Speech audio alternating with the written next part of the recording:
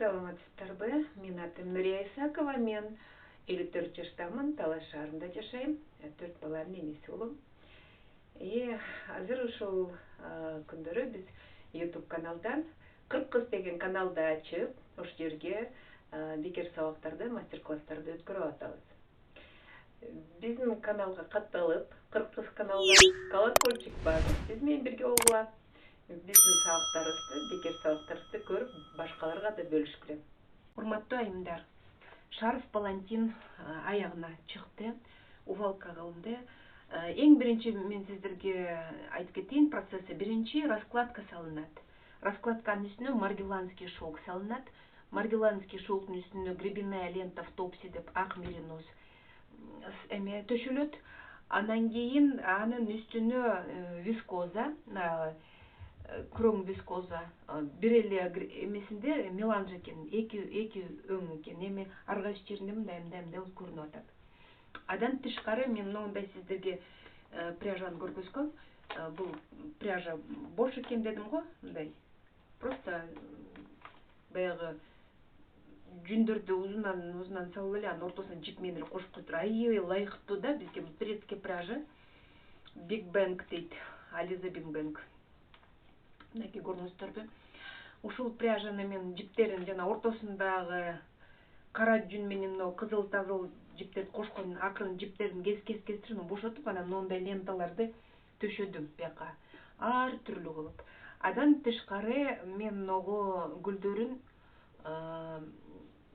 раскладка кылдым. Кайра эле ушул пряжа менен ак жүндү арасына аралаштырып в топси. Мындай гүлдөрдү жалбырактарын увалка кылып, анан ортосуна кошуп, буга привалка кылдым. Анан бунун баардыгы бүт баягы жүндөр куюлгандан кийин бунун баардыгын мен баягы увалка кылдым, шашпай, эжекелер эч бир шашпай, увалкасын кылып, бүт көрүп, анан мага мындай ак жүн, ак шелк өңү келишпей калды да. Эми кандай десем, андай деле кийсе болот, ал деле жашынакай. Бирок мен ойлодум да, бир эле фон болсун, бул жакта да, бул жакта. Анан анардын кабыгын алып, анардын кабыгын кайнатып, бир баягы азыр кыш эмеспи, печканын үстүнө эле кастрюлду коюп койсом, анын өңү тмени жашынакай болуп чыгыптыр. Кайра эле ошол анардын кабыгына, суусуна бул шарфты алып туруп эле салып коюп койдум. Бир жарым саат, 1 саат турду. Анан муздагандан кийин мен алып чыктым. Алып чыккандан кийин мына өңү кандай сонун, караңызчы. Карагылачы. Тмени жашынакай сонун болуптур. Азыр мен мындайынан сиздерге көйнөктү алайын. Освещение жака. Мынакей. Мунун өңүн көрдүңүздөрбү? Бул ушундай, бул жагы мындай. Мынакей өңү. Мына. Шаров Палантин, жеңил, аябай сонун. Мынакей. Эми мунун азыр биз мындай кылабыз. Кошобуз бири-бирине, анан болжолдоп размерин көрөлү. Мен ченеген жокмун.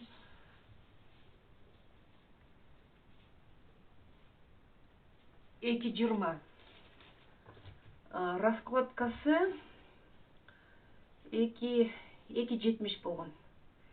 50 сантиметр мындайынан кириптир. Бул жагын азыр көрөлү. 65 сантиметр болуптур. Ошондо 2,20, 65 сантиметр. Бул аябай сонун эле размер. Палантинге аябай сонун размер. Мынакей. Көрдүңүздөрбү? Жеңил дагы кооз. Эми муну кандай кийет? Эң биринчи биздин эмебиз ушундай да. Азыр бизде көйнөктөрдүн баардыгы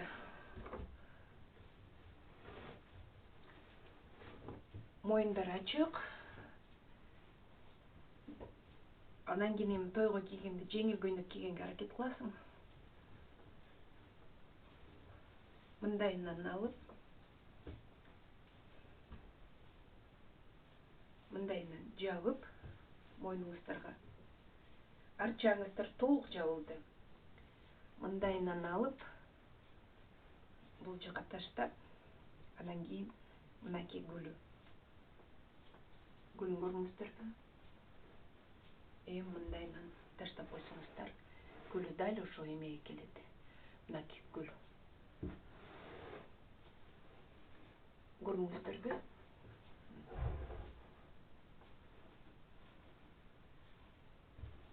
Жашынакай кылып кандай кааласаңыздар кийсеңиздер болот. Ушундай объемный гүл ушундай көрүнөт.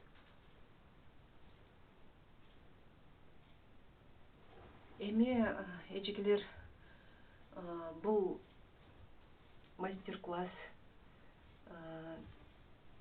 жеңил эле, оор көрбөңүздөр, жеңил мастер-класс.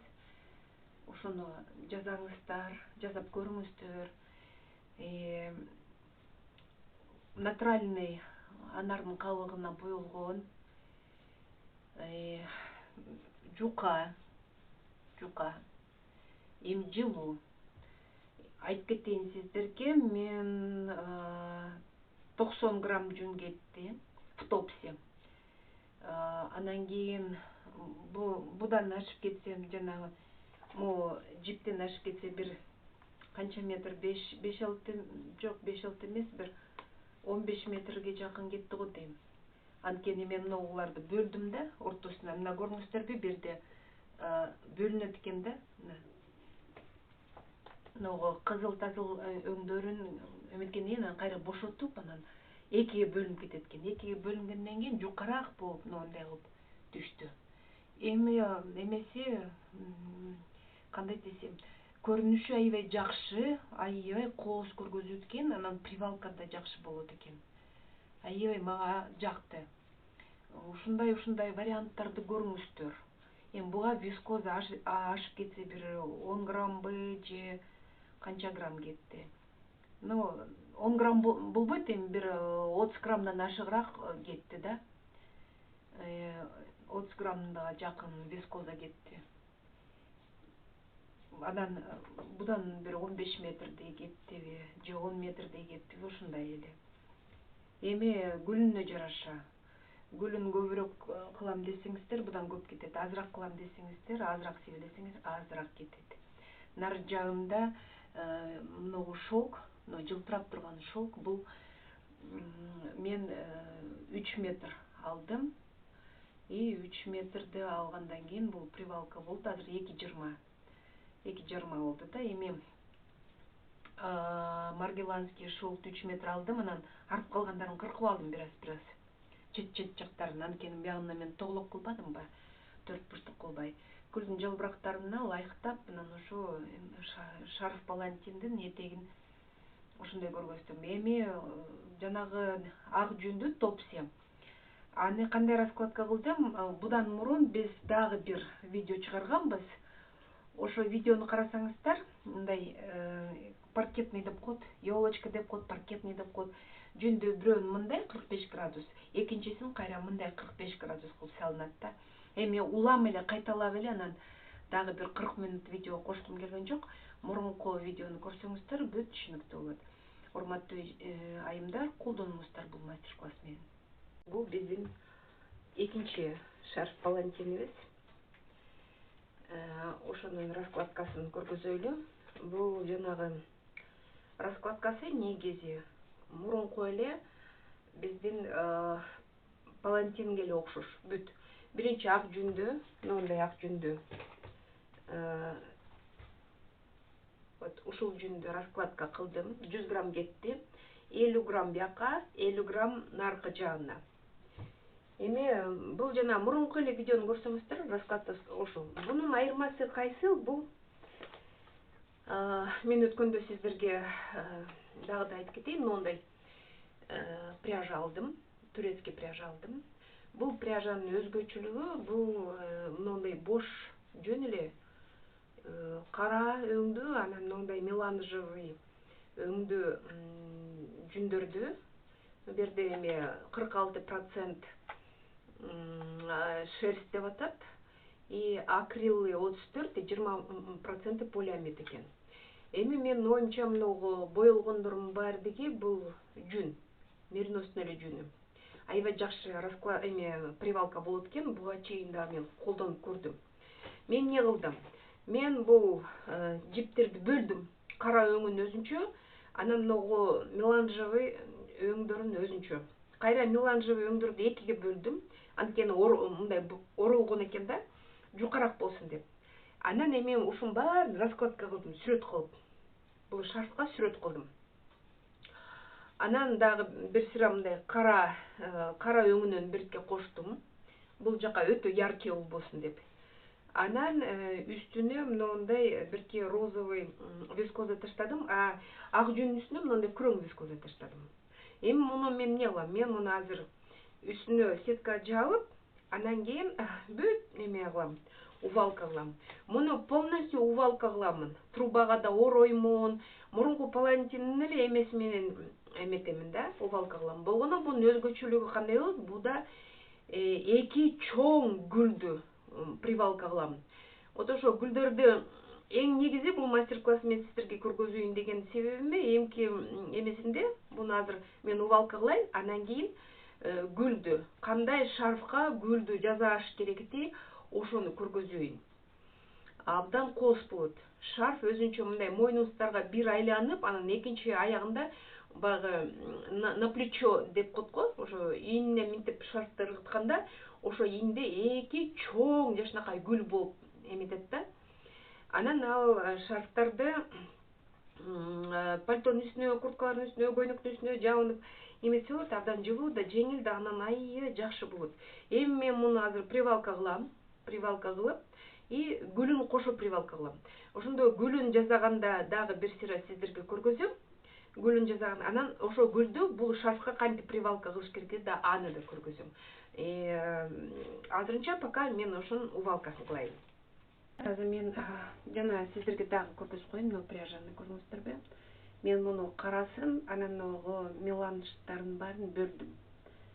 Ортосунда просто жип менен эле байланган экен да. Анан бөлгөндөн кийин мындай болду да, мынакей кара өң, анан кийин мындай меланж өңдөрүнө бөлүндү. Эми могу раскладка бул гүлдүн раскладкасы. Бул шарф болот, анан буда эки гүл болот. Сразу привалка кылабыз. Эми мен могу кара өңүн мындайынан бүт эметип, анан үстүнө да мындай ак жүндү салдым. Эми кайра ушул ак жүндү биз мындайынан кайра эле мына көрүңүздөр, мына мынтип жаап атам. Бул бир башкача гүл болот. Мынтип буну дагы ушинтип жаап коебуз. Мына кесилген жиптердин баарын алып атам. Ортосуна жип менен эле кошуп коюптур, өзү пряжаны карасаңыздар ушундай да. Жүндү, кара жүн менен ак меланж жүндөрдү бири-бирине кошуп коюптур. Мунун арасында 46% жүн, анан кийин акрил эми бул жана хлопок эле да, и полиамид дейт. 20% полиамидди бул эме. Анан көбүнчө буда эме болуп атат. Жүнү көбүрөөк болуп атат да, привалка болуш керек. Эми ошо эметип атам, сиздерге көргөзүп атам азыр. Гүлдүн бир түрү бул жашынакай аябай шарфка тагыла турган гүл. Сразу привалка кылам, буюрса привалка кыламын. Бияка тагып коеюн. Так, көрдүңүздөр, эми мындай меланж, ар кандай. Будан алып туруп мындайынан коюп кетебиз. Мындайынан үзүп кое беребиз. Мондай аябай кою көрүнгөнү менен булардын баары жукалуу болот. Гүлдөр. Мынакей азыр. Бул мен сиздерге раскладкасын көргөзүп атам. Бул гүлдөрдүн жана жалбырактары да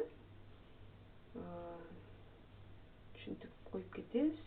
Өзү негизи жүнү ар түрлүү болуп, секция болуп мындай боелгон экен. Неметкенден кийин, привалка болгондон кийин мен ак жүндү арасына атайлап коштум. Ак жүн эми точно 100% эме меринос да. Тиги баары бир буларды киргизет. Могул болсо, бул деле меринос экен. Мен өткөндө баягы эме корсеттерге аралаштырганда жакшы эле привалка болду. Ошон үчүн бирок баары бир ак жүндөн кошуп койдум. Эме болуп калбасын депчи. Кирбей калбасын деп. Эми ошо привалкасын көрөбүз мынакей. Ушундай кылып жалбырактардын баары ар кандай өң болот да эми. Анан күлдү жасайбыз, украшение болот да. Шарфка жашнакай кылып туруп привалка кылабыз. Мынакей.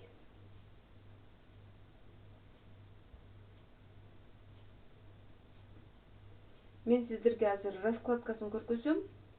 Анан мунун баары сууланат, анан муну акырын баягы валять этем. Жүн да баары киргизем. Мына жерин тийбей, бул жагын гана эметтерем. Анан ушул жеринен бири-бирине кош туруп анан кийин эметилет да, бири-бирине кирип кетет жалбырактары. Жашнакай болуп көрүнүп калат. Жалбырактардын ар түрлүү өңдөрү жашнакай болуп эметет.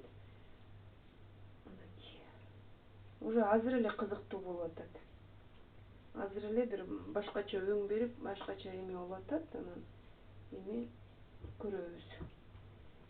Булар кирсин. Киргенден кийин дагы көрөбүз.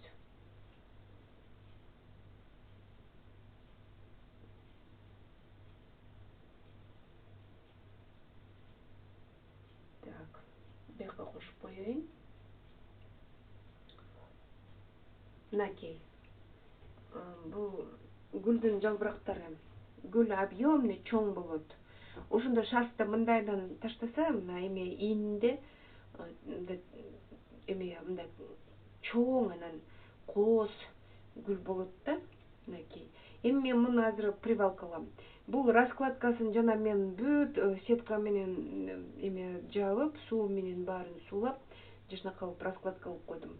Мунун астында мына жибектин үстүнө мен мериносты төшөдүм. Андан кийин вискоза күрөң өңдүү вискозаны төшөдүм.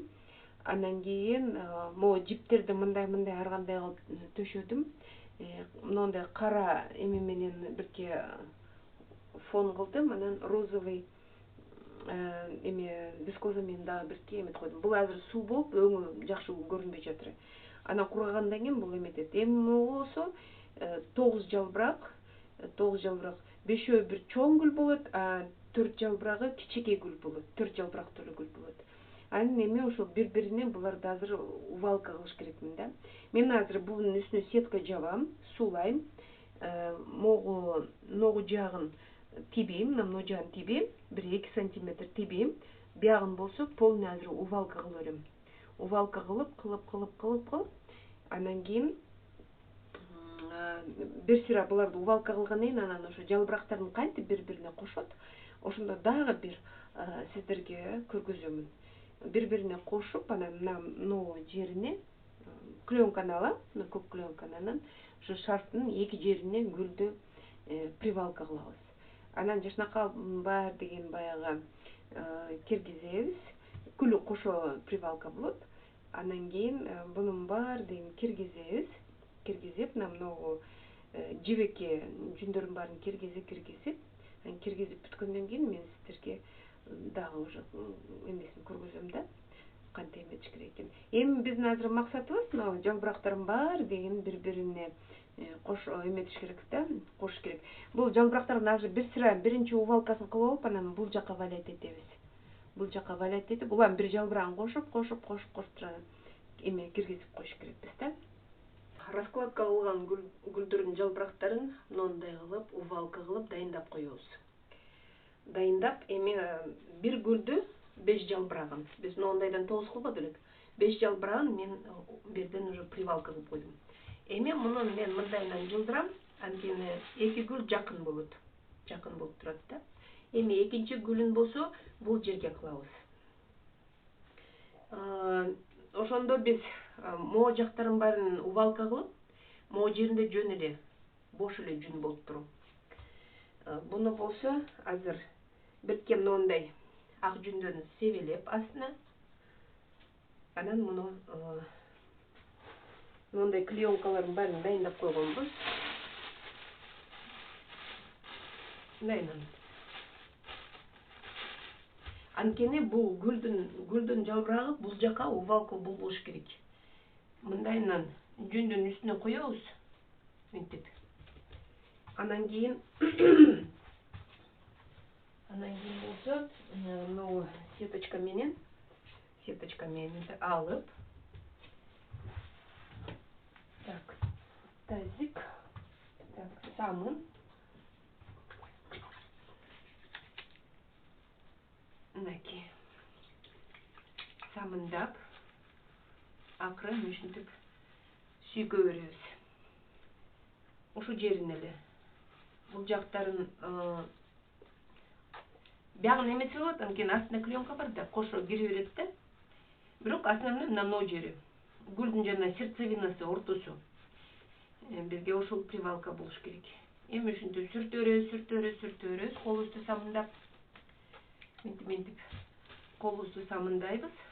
Мынтип сүртөбүз. Шашпай.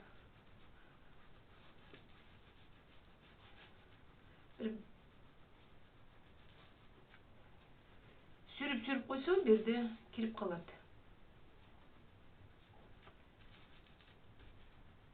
Так. Бул бир гүлдүн бир жалбырагы. Так. Тазиктин ары жакка алып коеюн. Сеточканы мындайынан алабыз. Кайра бирке жүндөн үзүп, бирке жүндөн мындайынан себелеп коебуз. Экинчи жалбырагын алабыз. Бирок экинчи жалбырагын алгандан кийин бияка да клеенканы төшөйбүз. Мындайынан клеенка төшөйбүз. Экинчи жалбырагын бул жагына салабыз. Дагы, анан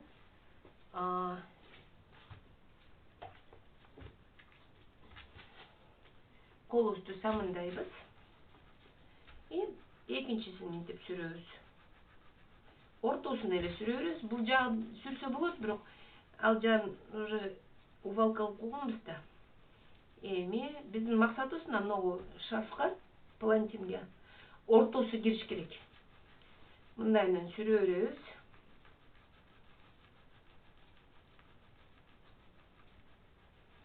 Мынакей. Так, самындап алабыз. Сүрө беребиз.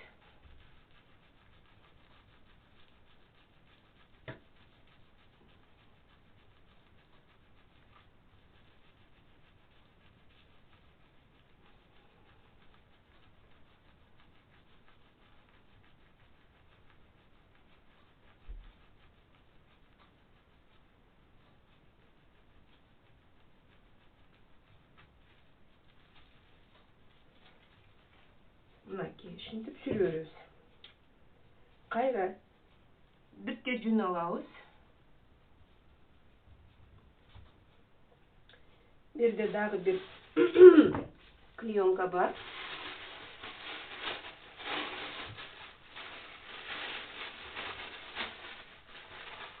Мындайынан салабыз.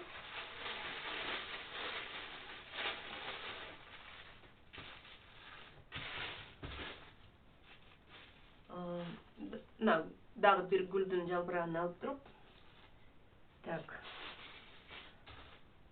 биягына мынтип салабыз. Кайра сеточканы мынтип коебуз. Полубузду сулайбыз, самындайбыз и кайра эле ушалай беребиз. Ушинтип.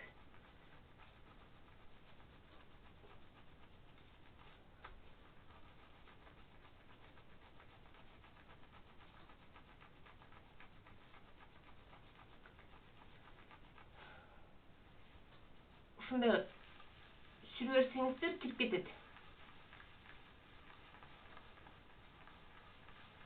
Biz gülдөрдүн жалбырагын дайындап койгонбуз да, эртең.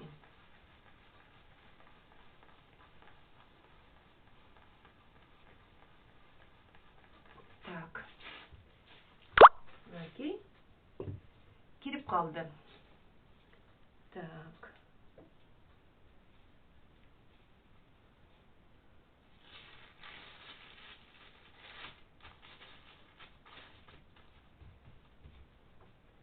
Кайра ак жүндөн алабыз. Берге салабыз. Бул клеенка менен бул жакты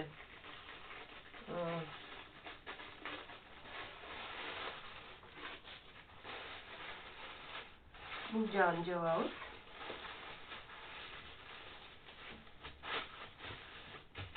Бизге мына гүлдүн жалбырагы бири-бирине кирип кетпесин, палантинге кирип кетпесин деп эметип атабыз. Мынакей.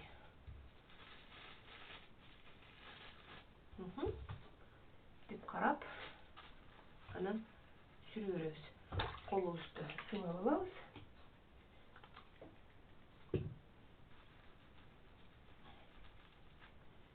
Мынтип сүрүп беребиз.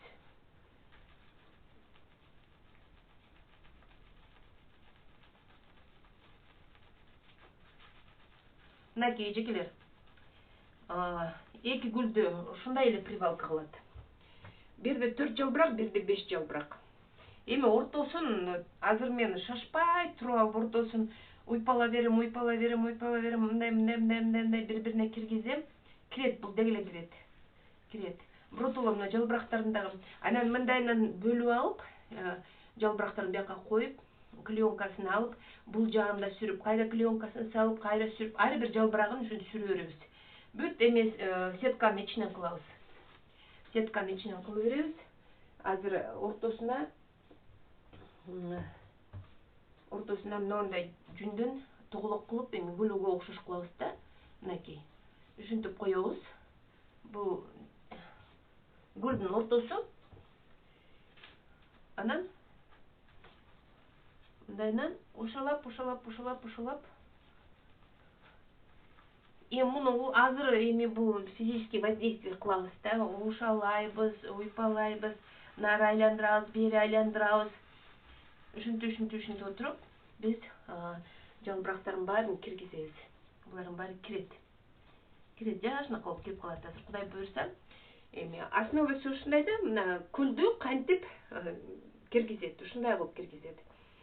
Эми бул палантин узун 2,5 метр 20 сантиметр болот. Булчу. Кудай буйрса. Биягын уже мен увалка кылдым. Берде азыр мен гүлдөр менен кошо бүт сүрөм, сетканын астына сүрүп берем. Анан кийин бул жагында, ак болуп турган жагын көрүңүздөрбү? Мына бул деген маргеланский шелк. Эми муну одарып, мындайынан асты жагындагы ушалаймын. Маргеланский шелк негизи кириш керек. Мен азыр муну трубага айландырып алдым.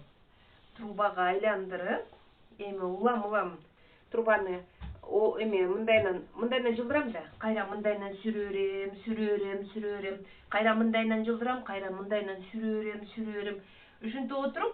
Ушинтип отуруп мен асты жагындагы эмени маргеланский шелкту шарттын аркы бетин дагы аны дагы мындай эме кылыш керек, киргизиш керек. Бул жагы кирет, бул жагы кирбей калышы мүмкүн. Ошон үчүн эч бир жылдырбай отуруп ушул столдун үстүндө булардын баарын ушалайбыз, сетканын астына баарын эме кыла беребиз, увалка кылабыз. Кайра ушу трубаны менен эле трубаны айландырып улам ачып жаап трубадан эле мындай эле кыла беребиз. Мына минтип. Анан улам мындай кичинекей участогунда эле улам ушалап шашпайбыз. Эми мына ушунун баардыгы процесстердин баары бүткөндөн кийин будан кийин дагы бир 2-3 саат мен шашпай баарын сүрөм. Чын айтайын, 2 мүнөт 5 мүнөт болбойт. Мына 2 гүлдү мен азыр 1 саат эметем, ар бир жалбырагын киргиземин. Ар бир жалбырагын 1 саат. Буну жарым саат. Анан кайра трубага ороп туруп, арт жагын дагы бир 3 саат эметем. Анан гана бул увалка болот. И то толук эмес. Кайра баягы жана алагистей кылып минтип биз эметебиз го. Ошо труба менен мен айландыра берем. Ошо менен бул азыр ушул процесстен кийин дагы бир 3-4 саат кылыш керек. Шашпаңыздар. Анан кийин гана улам ушундай кылып отуруп, анан өзүңүздөр көрөсүздөр, бул киргени көрүнөт да. Бул анткени тоненький палантин, аябай кооз, аябай жакшы палантин болот. Кургандан кийин өңдөрү да жашнап калып чыгат. Азыр болсо суу болуп, мындай өңдөрү бир кызыктай болуп туруп. Анан кийин мунун баарын эме көрөмүн дагы, бул увалка болгондон кийин мына жактагы ак эмесин мүмкүн мен анардын кабыгына бул шарфты дагы боёймун. Мүмкүн көрөмүн. Өңдөрү келишпей, анар жагы ак болуп, бияк кызыл болуп мындай эметпесе, общий фон кылыш үчүн мен анардын кабыгына муну боёп, анан дагы бир сыйра увалка кылып, анан кургатып, анан ошондо гана дайын болот. Анардын кабыгын боёй турган болсом мен көргөзөмүн. Азырынча мен ушу увалкаларды кыла берейин.